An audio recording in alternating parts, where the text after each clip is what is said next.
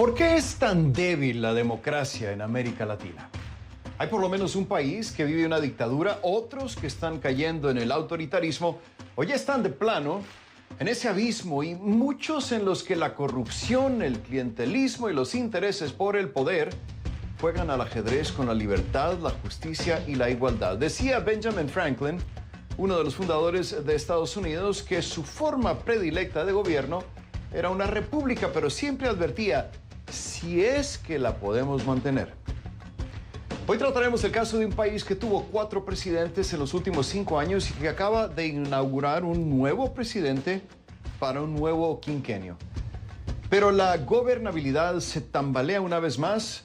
La pugna por el poder amenaza de nuevo con crear otra crisis institucional, y ha habido expertos aquí en este programa que se han atrevido a pronosticar que habrá un cambio de mando. ¿Saben a qué país me refiero? ¿Qué tal? ¿Cómo están? Muy buenas noches. Bienvenidos a una nueva edición de Conclusiones. Soy Rafael Romo en Atlanta, en ausencia de Fernando del Rincón, titular de este programa, y así comenzamos.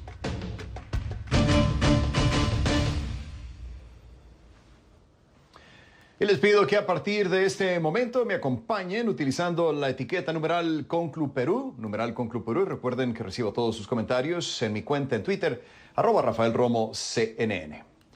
El presidente de Perú, Pedro Castillo, tiene un nuevo frente abierto. La Fiscalía investiga a su partido Perú Libre en una investigación por lavado de activos. El controvertido presidente del Consejo de Ministros, Guido Bellido, y el también polémico fundador y secretario general de Perú Libre, Vladimir Cerrón, también están siendo investigados en la misma causa.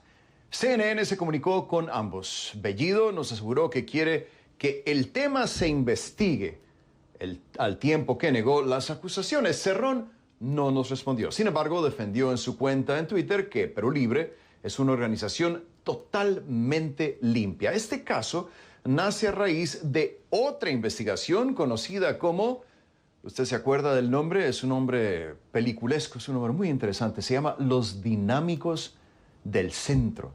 Las pesquisas comenzaron en 2019, cuando Vladimir Cerrón era gobernador de la región de Junín. Desde entonces se investiga la posible corrupción de funcionarios. La Fiscalía local plantea la existencia de una red vinculada con el pago de coimas, es decir, de sobornos, a cambio de licencias de conducir. La teoría fiscal sostiene que este dinero habría sido utilizado por el partido en sus actividades proselitistas. Cerrón niega la existencia de esa red. Nuestra reportera en Lima, Jimena de la Quintana, nos explica cuáles son los objetivos de esta nueva investigación de la Fiscalía que enfrenta a Perú Libre y de la posición en la que deja al presidente de la República. Veamos. Rafa, ¿cómo estás? Buenas noches. Mira, te cuento, a partir de la primera investigación, que es conocida como Los Dinámicos del Centro y que se inició en el año 2019, es decir, hace 2 años, surge una segunda investigación, que es por lavado de activos. Esta segunda investigación es autónoma y es independiente de la primera, y lo que busca es determinar qué ocurrió con este dinero que supuestamente se obtuvo de los sobornos de las licencias de conducir, sobornos que habrían sido cobrados en la región Junín. Esta segunda investigación, que como te decía es por lavado de activos, dice lo siguiente, es decir, la teoría fiscal es la siguiente: que el dinero que se habría obtenido de estos supuestos sobornos habría sido dinero utilizado por el partido Perú Libre en sus campañas electorales, entre ellas la campaña que llevó a la presidencia a quien ahora es presidente, el señor Pedro Castillo. En esta investigación se incluye, y esto es lo importante, Rafa, al partido Perú Libre, por lavado de activos, al partido Perú Libre, que es una persona jurídica, pero se incluye también a el primer ministro, el presidente del Consejo de Ministros, el señor Guido Bellido, que además es congresista, y se incluye también al señor Vladimir Cerrón, que es fundador del partido, actualmente secretario nacional de Perú Libre, y quien además, en la época en la que se inicia la primera investigación, la de Dinámicos del Centro, era gobernador de la región Junín. Las indagaciones también incluyen, Rafa, a 19 personas más que son, entre ellas hay dirigentes del partido Perú Libre. Toda esta información, Rafa, ha sido confirmada por CNN a través de una fuente de la Fiscalía. Y además nos hemos comunicado con el señor Guido Bellido, con el presidente del Consejo de Ministros, quien en una comunicación telefónica muy corta nos dijo que el tema se investigue, pero sí negó las acusaciones de la Fiscalía. También hemos intentado comunicarnos con el señor Vladimir Cerrón, pero no hemos obtenido respuesta. Lo que sí puedo decirte es lo que dijo a través de sus redes. Dice: Perú Libre es una organización totalmente limpia desde su génesis, herramienta del pueblo para liberarse. No es ninguna organización criminal, se convierte en amenaza al sistema después de la segunda vuelta. El pueblo lo sabe. Eso es lo que dice Vladimir Cerrón. ¿Qué dice el presidente Pedro Castillo? Las declaraciones que él hizo sobre el tema las hizo en julio, antes de ser presidente, y dijo lo siguiente: esta campaña la ha hecho el pueblo, yo descarto todas esas cosas. En todo caso, si se dice que se tiene que hacer una investigación, que se haga ahora mismo. Como te mencioné en un principio, la Fiscalía lo que está buscando es conocer qué se hizo con este dinero, si finalmente fue o no a las campañas de Perú Libre. Finalmente serán las investigaciones quienes la determinen. Y lo último que quería contarte es que esta investigación, esta segunda investigación por lavado de activos, que incluye a estas personas que te he mencionado, la está haciendo el señor Richard Rojas, que es un fiscal, y en segunda instancia está a cargo Rafael Vela, que es el coordinador de las fiscalías especializadas en delito de lavado de activos y quien está encargado también del equipo especial Lavallato, que es el que investiga todos aquellos asuntos vinculados a la empresa Odebrecht. Regreso contigo, Rafa.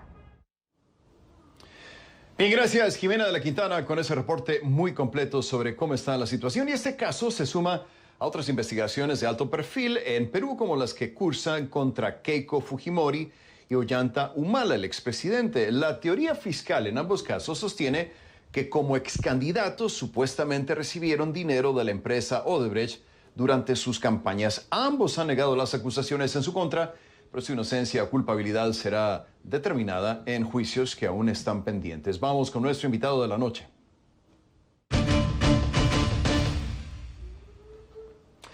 Le doy la bienvenida a José Ugaz, ex procurador anticorrupción de Perú y expresidente de Transparencia Internacional, que nos acompaña desde Lima. Como siempre, un gran placer tenerlo en Conclusiones. Abogado, bienvenido. ¿Qué tal? ¿Cómo está? Para empezar, quiero preguntarle lo siguiente. Hay muchos factores, abogado, que tenemos que considerar en esta investigación, cuyo nombre no deja de parecerme peliculesco, lo repito, para beneficio de nuestros televidentes en toda América Latina, los dinámicos del centro, que genera la otra investigación, ahora a nivel nacional, por supuesto, lavado de activos, para investigar a dónde fue a parar el dinero de los sobornos por la entrega de licencias de conducir en Junín. Abogado, si el fiscal a cargo de la investigación incluyó a Perú Libre, el partido del presidente Castillo, como persona jurídica, a Vladimir Cerrón, el fundador del partido, y a Guido Bellido, el presidente del Consejo de Ministros, podríamos deducir que en algún momento, probablemente en el futuro, esta investigación puede ser por lo menos algo que salpique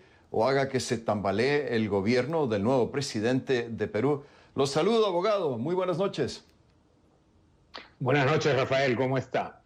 Bueno, efectivamente, la ley peruana permite ahora la posibilidad de que personas jurídicas, es decir, entidades que no son personas físicas, puedan asumir responsabilidad penal.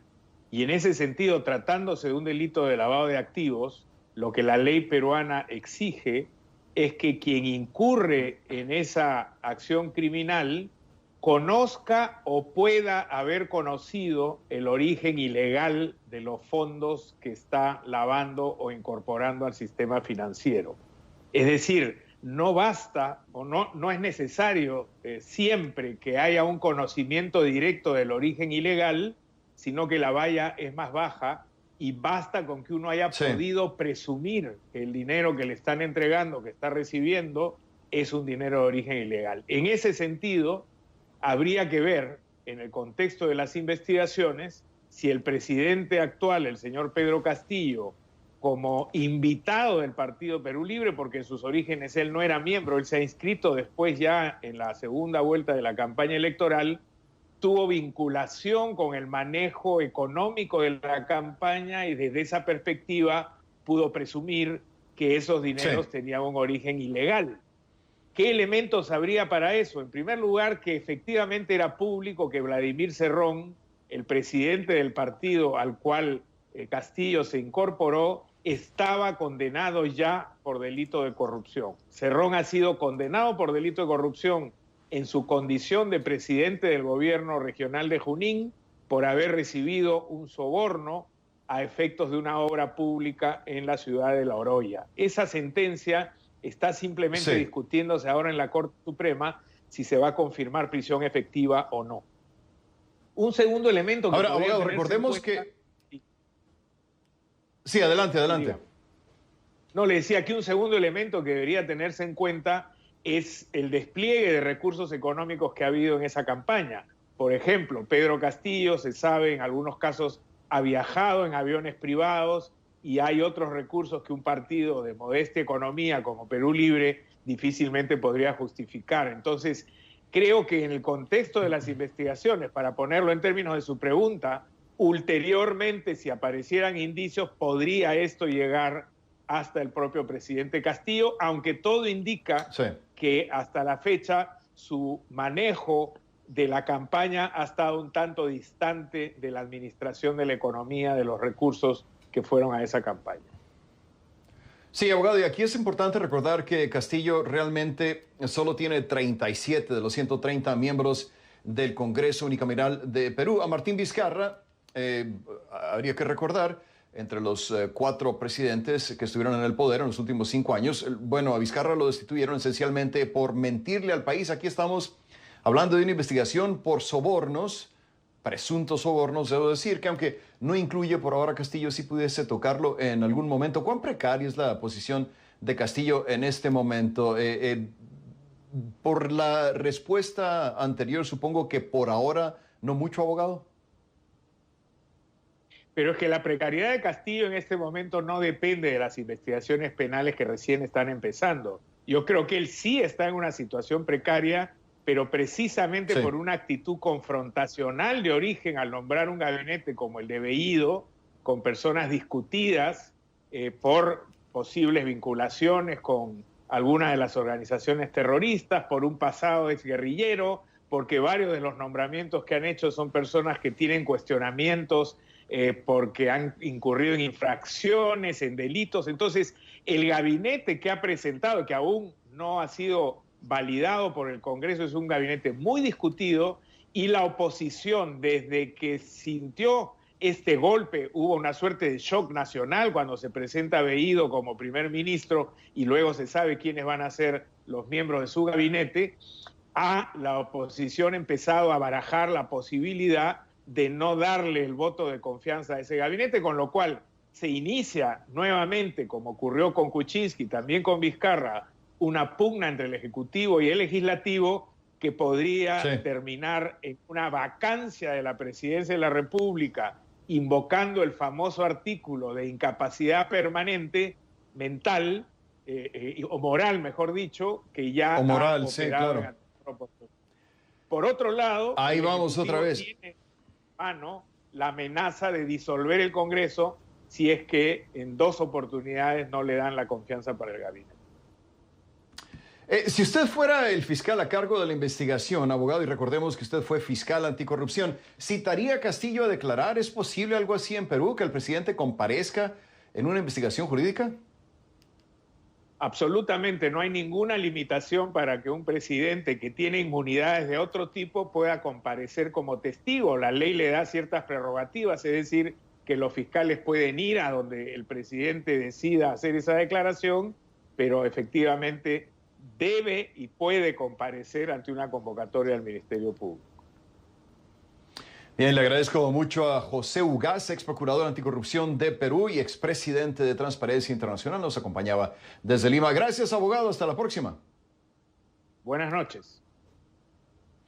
Muy bien, buenas noches para usted. Después de la pausa, una ciudad se hunde poco a poco en Estados Unidos. En instantes les contamos cuál es y cómo sobrellevan el fenómeno sus casi 25,000 habitantes. Volvemos con más aquí en Conclusiones.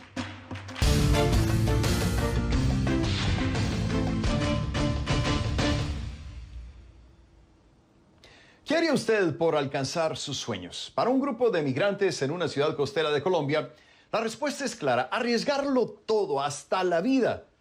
Miles de ellos han llegado hasta Necoclí, en el departamento de Antioquia, desde donde pretenden cruzar el Golfo de Urabá para llegar a Panamá y seguir la ruta por tierra hacia Estados Unidos, cruzando Centroamérica y México. Nuestro enviado especial, Wilson Barco, habló con algunos de los migrantes, incluyendo una mujer venezolana con 5 meses de embarazo. Necoclí es el punto de tránsito de migrantes más crítico por estos días en Colombia. Miles de ellos esperan hasta semanas para conseguir un boleto que les permita atravesar el Golfo de Urabá y llegar a la población fronteriza de Capurganá e iniciar su travesía por la selva hacia Centroamérica. Sí, estamos todos esperando. Toda esa gente amanecieron aquí anoche. Amanecieron aquí anoche sin comida, sin nada. Y mira cómo están los niños.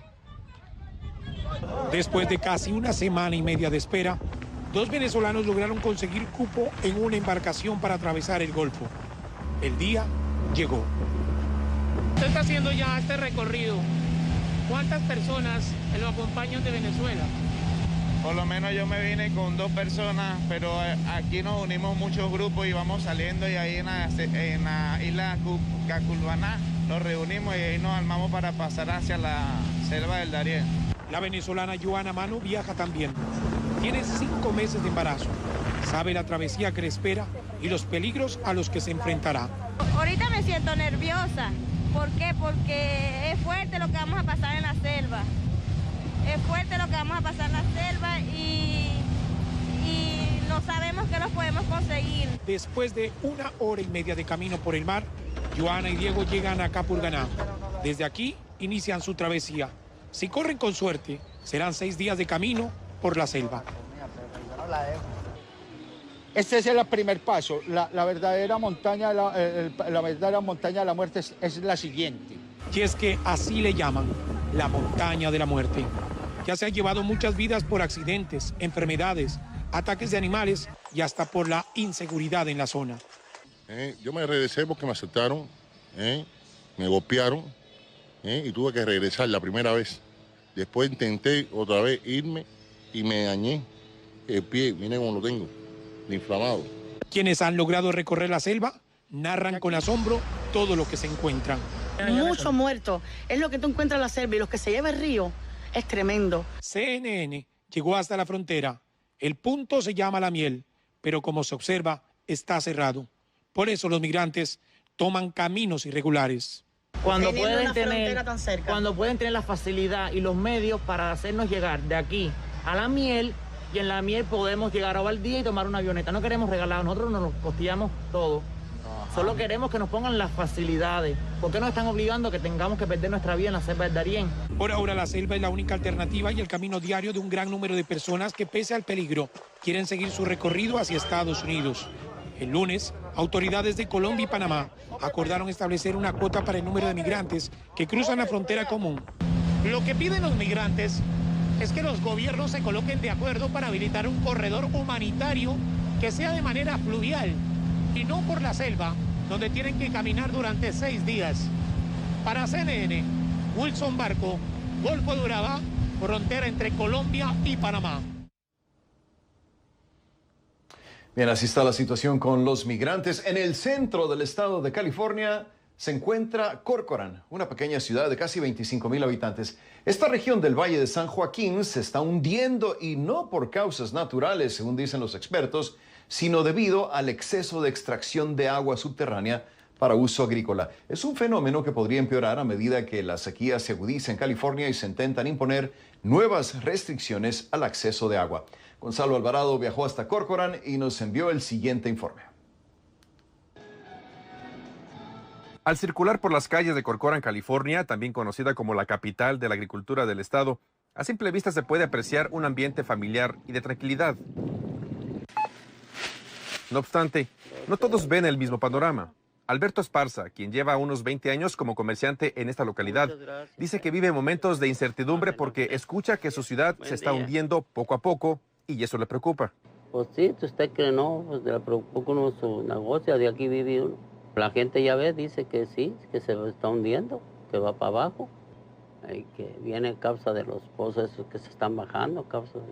Al parecer, su percepción no es errónea, ya que esta ciudad de casi 25,000 habitantes se ha estado hundiendo gradualmente durante más de un siglo, aseguran los expertos, por un fenómeno llamado subsidencia, que según explican, ocurre cuando no se logra reemplazar el agua subterránea que se extrae. En realidad agrava el problema. Ha estado sucediendo por más de un siglo. En realidad todo es cuestión de balance entre el agua que extraemos del sistema acuífero en términos de agua subterránea y cuánta se recarga cada año. Así que ha sido una cuestión de balance y esa inestabilidad empeora cuando no recibimos lluvia y nieve. El Departamento del Agua de California han descubierto que se tiene alrededor de hundimientos que van en esta ciudad, en Corcoran, de los 10 a 15 pies de hundimiento. O sea, imagínate, 10 pies son 3 metros, 15 pies son 4 metros y medio, serían casi 2 niveles. O sea, en 50 años eso es lo que ha estado pasando, la tierra se ha estado hundiendo por esta sobreexplotación. Preocupado por el impacto de la subsidencia en el futuro de su ciudad, el administrador de Corcoran, Gregory Gatska, nos dijo que durante los casi 2 meses que lleva en su cargo no le ha tocado ver ningún efecto de este fenómeno en la ciudad y que tampoco recibió reportes o quejas de sus residentes o comerciantes al respecto y que le preocupa la imagen que esta situación le da a su ciudad. Como administrador de la ciudad, me preocupa el retrato que se hace de nuestra ciudad de Corcoran como que atraviesa por problemas de infraestructura u otras cuestiones debido a la subsidencia, cuando en realidad no hemos visto nada de eso. Porque sí es para preocuparse. En caso de que alguien desee invertir en un negocio o establecer su empresa aquí, se van a preguntar, ¿vamos a tener agua? ¿Vamos a tener calles que se puedan mantener? ¿Tendremos una infraestructura que apoye nuestra visión? Y nos preocupa, porque no hemos visto ningún problema con nuestra infraestructura. No obstante, los expertos aseguran que la subsidencia podría empeorar en esta región si la Oficina de Ley Administrativa de California ratifica este lunes 16 de agosto la orden de emergencia que recientemente aprobó la Junta de Agua del Estado, la cual busca restringirles el acceso al agua de ríos y arroyos a miles de agricultores del Valle Central. A la hora de quitarles el agua subterránea, lo que ellos van a ir a hacer es empezar a bombear más fuerte. Y eso va a repercutir en que se hunda el suelo. La casa de mis padres fue construida como en 1970 y no hemos tenido ningún problema de la fundación ni nada de eso. Es la casa mía donde yo vivo también. A pesar de los reportes que informan del hundimiento de esta ciudad, Cristian Domínguez, de 34 años y nativo de Corcoran, dice que a pesar de todo, está dispuesto a apostar por el futuro de su ciudad. De hecho, hace apenas 2 meses abrió su carnicería. Es un lugar bonito, por eso aquí he estado toda mi vida y por eso abrí un negocio aquí. Aquí Corcoran para mí es un lugar donde yo quisiera seguir viviendo. Gonzalo Alvarado, CNN, Corcoran, California. Así está la situación en California y al volver a conclusiones, las solicitudes de refugio de nicaragüenses en Costa Rica se triplican en 2 meses. Muchos declaran que se sienten perseguidos y temen que el gobierno los envíe a la cárcel de forma injustificada. Volvemos.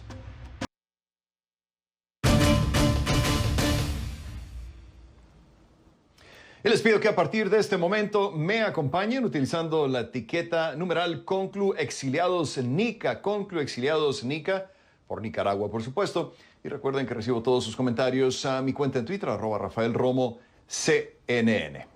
El régimen Ortega Murillo está siendo implacable con la oposición. La ofensiva del régimen contra la oposición ha dejado en las últimas semanas al menos 32 opositores detenidos. Entre ellos hay 7 aspirantes a la presidencia, una candidata a la vicepresidencia, un ex canciller, líderes empresariales, sociales y estudiantiles. Bueno, son tantos que no podemos nombrarlos a todos, pero sus nombres aparecen en pantalla como recordatorio del grave atentado contra la democracia que sufren los nicaragüenses. El régimen también ha cancelado la personería jurídica de 3 partidos políticos. Ciudadanos por la Libertad es la tercera agrupación que borra de la boleta. La oficina de la Alta Comisionada de las Naciones Unidas para los Derechos Humanos señaló en Twitter que la cancelación de Ciudadanos por la Libertad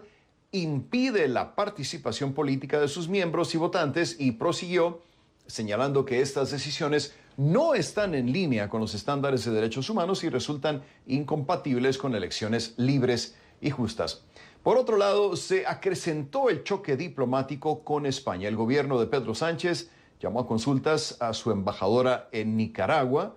Eso significa que la cosa está tan mal que le ha pedido que se regrese a España. Ese es el lenguaje diplomático que se usa, llamar a consultas. Y esto sucedió después de que el régimen de Ortega enviara una nota a la Cancillería española acusando a España de entrometerse, dijo, en sus asuntos internos. En un comunicado, España criticó el recrudecimiento de la represión contra actores políticos y sociales de la oposición, así como contra medios de comunicación independientes, y señaló además que la aprobación de un marco legal represivo elimina las garantías del proceso electoral y priva de credibilidad sus resultados. La que fuera presidenta de Ciudadanos por la Libertad, Carmela María Rogers, conocida como Kitty Monterrey, está en Costa Rica después de que el régimen anulara su pasaporte, su cédula de identidad y su partida de nacimiento. Wendy Morales Urbina, procuradora general de Nicaragua,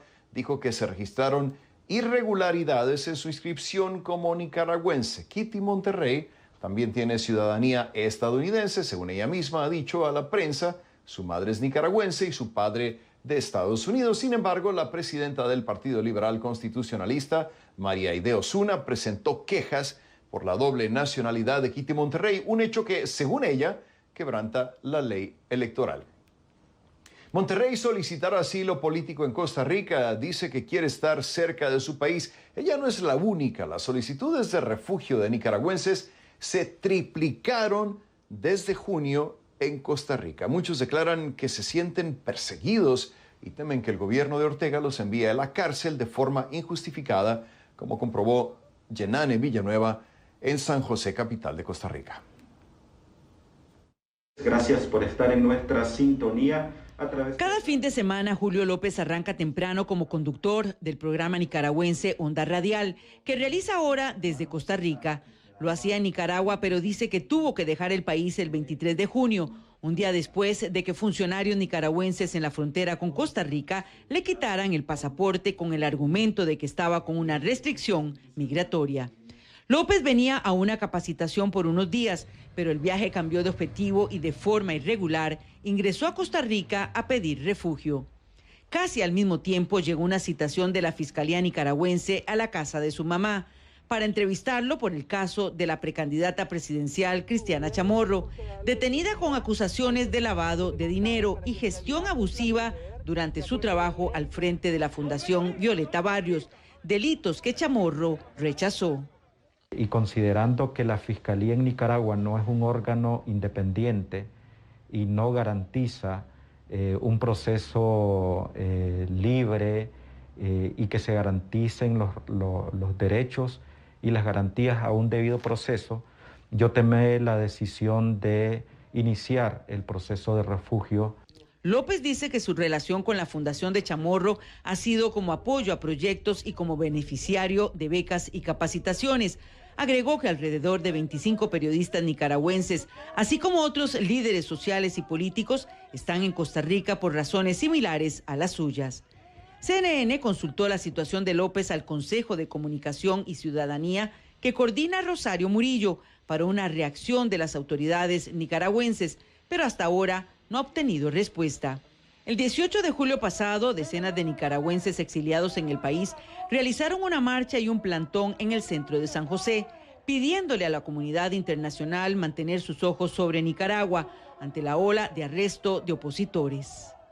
Según la Dirección de Migración y Extranjería de Costa Rica, la cifra de solicitudes de refugio de nicaragüenses se triplicó. Pasó de 1.485 en mayo a 4.378 en junio. El coordinador de la unidad de refugio de esta dependencia, Alan Rodríguez, asegura que este es el último pico en la cifra de solicitudes que desde 2018 registra aumentos alcanzando unas 100,000. Esa situación, esa inestabilidad política, es principalmente el argumento utilizado por las personas para solicitar refugio, el sentirse perseguidos en su país, el no poder ejercer muchísimas veces la profesión, en el caso de periodistas, figuras políticas. Rodríguez dice que de esas 100.000 solicitudes de refugio recibidas en 3 años, se han gestionado 12.000, otorgando refugio a 3.500 nicaragüenses. Aclara que muchos van y vienen de forma irregular y no terminan los procesos. En el caso de López, ya cuenta con el carné de solicitante, lo que le facilita su permanencia en el país. Para CNN, Yenane Villanueva, San José, Costa Rica. Y al volver a conclusiones, historias de personas que tuvieron que enfrentarse a la muerte para aceptar la inevitabilidad de las vacunas contra el COVID-19. Regresamos. YouTube y Twitter suspendieron esta semana temporalmente de sus plataformas a 2 legisladores republicanos en Washington. ¿Cuál fue la razón? Según las redes sociales, seguían publicando información falsa sobre la efectividad de las vacunas y las mascarillas contra el COVID-19, como nos informa Michael Roa a continuación. Los sancionados no se han quedado callados. No one should follow the CDC's anti-science mask mandates. El senador republicano Ron Paul fue vetado durante una semana de YouTube tras publicar un video afirmando, entre otras cosas, que las mascarillas son ineficaces en la lucha contra el COVID-19. Children are not at any more risk from COVID than they are from the seasonal flu. La sanción se da por ser la segunda vez que el senador viola las políticas de esta plataforma, que estipulan que no se puede compartir información falsa o engañosa. Un portavoz de YouTube informó que aplican sus políticas de manera coherente en toda la plataforma, independientemente del orador o las opiniones políticas. YouTube has removed my video. El senador se pronunció en Twitter calificando a YouTube de cretinos izquierdistas por, según él, prohibirle un video en el que dice haber citado datos de 2 artículos revisados por comités científicos independientes. Paul incluyó un enlace para ver el video en una plataforma alternativa donde también fue censurado. Dr. Tony Fauci funded with your tax dollars. He funded it in the Wuhan lab, didn't he? He funded COVID-19. Twitter suspendió durante una semana a la legisladora republicana Marjorie Taylor Greene, esta vez por publicar un tuit en el que decía que la Administración de Alimentos y Medicamentos de Estados Unidos no debería aprobar completamente las vacunas contra el COVID-19. Según ella, porque están fallando y no reducen la propagación del virus, como tampoco, dice, lo hacen las mascarillas. Greene, quien desde hace meses divulga información errónea sobre el COVID-19, respondió a la sanción en un comunicado diciendo que la suspendieron porque la verdad es ofensiva para los hipócritas frágiles en Twitter. El presidente de Estados Unidos, Joe Biden, criticó el mes pasado a los gigantes de las redes sociales por no hacer lo suficiente para bloquear la desinformación sobre el COVID-19. What we see is that there's still, a large number of accounts that are continuing to publish vaccine misinformation, COVID misinformation that haven't been blocked. Michael Roa, CNN, Atlanta.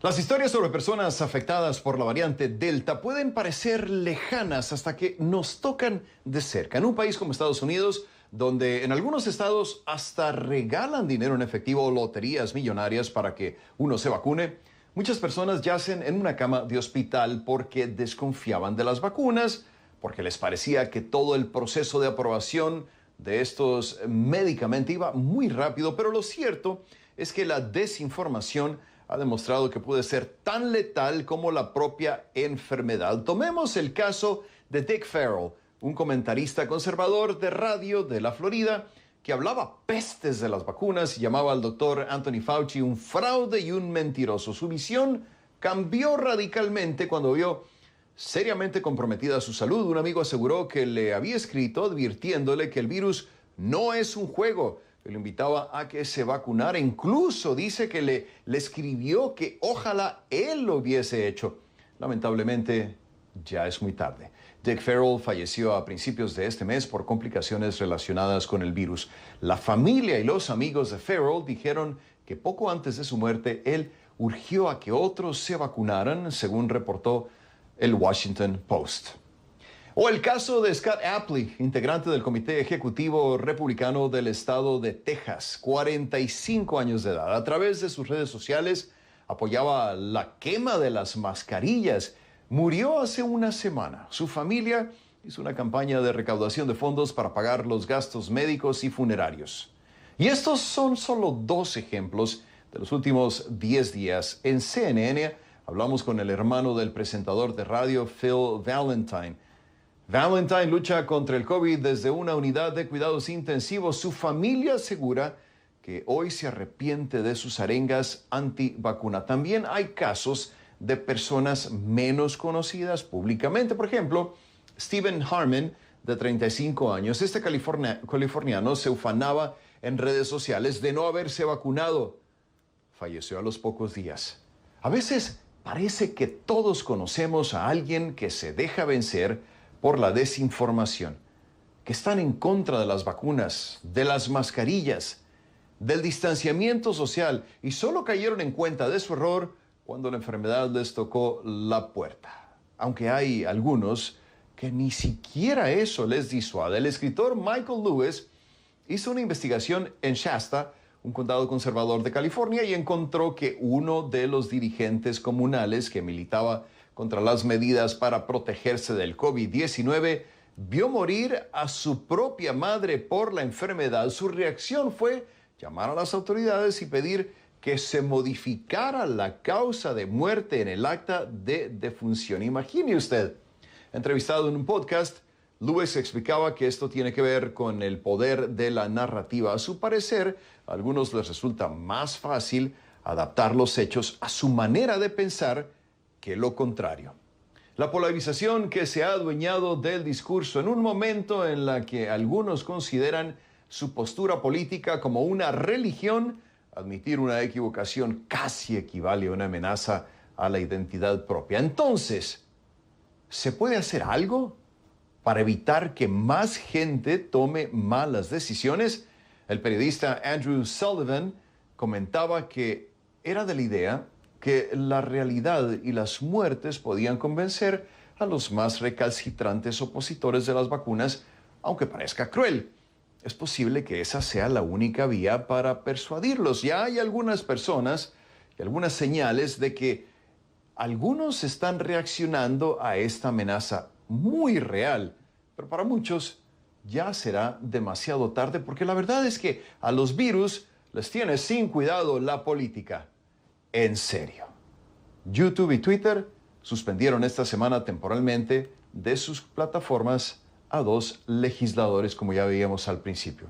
Así que hay que tener mucho cuidado con la desinformación. Volvemos.